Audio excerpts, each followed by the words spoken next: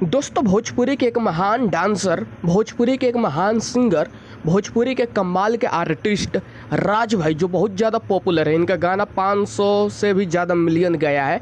लेकिन ये पता है आज क्या बात बोल दी है मीडिया में कि पवन खेसारी कुत्ते की तरह लड़ाई करते हैं। पवन खेसारी कुत्ते की तरह लड़ाई करते हैं, पैसा देते हैं, ट्रेंडिंग में आते हैं, जो कि ये बात कहीं से सही नहीं है।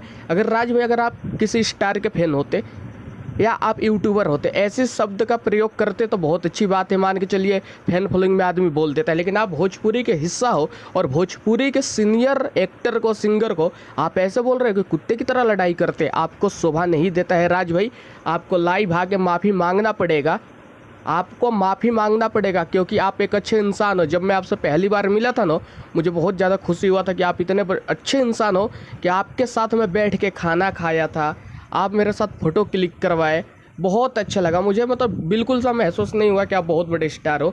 आप बिल्कुल आम आदमी की तरह मिले हम लोगों से, इतना इज्जत दिए।